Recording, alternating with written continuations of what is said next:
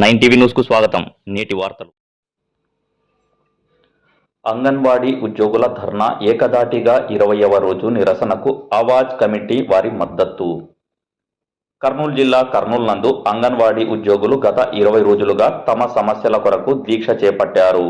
20వ రోజు దీక్షలో వీరికి మద్దతుగా కర్నూలు ఆవాజ్ కమిటీ సభ్యులు పాల్గొన్నారు. ఆవాజ్ కమిటీ నాయకులు అంగన్వాడీ ఉద్యోగుల సమస్యలు వెంటనే పరిష్కరించాలని ప్రభుత్వానికి డిమాండ్ చేశారు. ఈ కార్యక్రమంలో ఆవాజ్ కమిటీ అధ్యక్షుడు అయిన యక్బాల్ హుసేన్, ఇస్మాయిల్ మరియు కార్యకర్తలు షరీఫ్ మరియు నాసిర్ అహ్మద్ తదితరులు పాల్గొన్నారు. 9 టీవీ న్యూస్తో రిపోర్టర్ జానీ బాషా. ఆశిస్తూ అంగన్వాడీ వాళ్ళు చేస్తున్న పోరాటాలన్నిటికీ ఆవాజ్ కమిటీగా మేము మీ వెన్నంటి ఉంటామని, ఎటువంటి ఆందోళన పోరాటం చేసినా మీ వెనక మేము కూడా ఉంటామని అక్కడ మద్దతు చేస్తూ ఈ అవకాశం ఇచ్చింది. ధన్యవాదాలు ఉన్నాం. Thank you.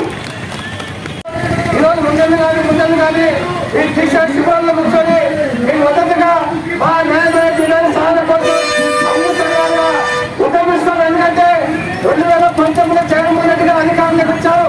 ఆ రోజు దీపం ఉన్నప్పుడు ఇల్లు సక్కరించుకోవడం ఎవరైనా కానీ దీపం ఆరిపోయేటప్పుడు మా సమస్యలు పరిష్కారం అంటే అవి కదా న్యాయమైన సమస్యలు కాదు. మీకంతా 5 మందో 10 మందో అంగన్వాడీ కేంద్రాల్లో పిల్లలు ఉన్నారు. మీకు ఇంత జీతమా అంత జీతం అంటారు. మనకేటువంటి కష్టము, మనకు అనేకమైన యాప్లు పెట్టాడు, అనేకమైన విధానాలు పెట్టాడు, అనేకమైనటువంటి రాజకీయ వృత్తులు పెట్టాడు. ఈ రాజకీయ వృత్తులు ఎక్కువని మనం ఇక్కడ అంగన్వాడీ ఉద్యోగం చేస్తూ మన కుటుంబాన్ని పోలిస్తుంది తప్ప ఈరోజు న్యాయమైన డిమాండ్ ఒకవేళ పరిష్కారం కాలేదు.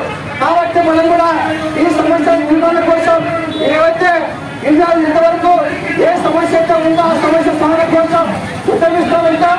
ఈ సమస్యల కోసం సిఐటిసి ఉండే రాష్ట్ర వ్యాప్తంగా కూడా మేము ఇంతమంది ముందు తీసుకోవటామని తెలియజేస్తున్నాం.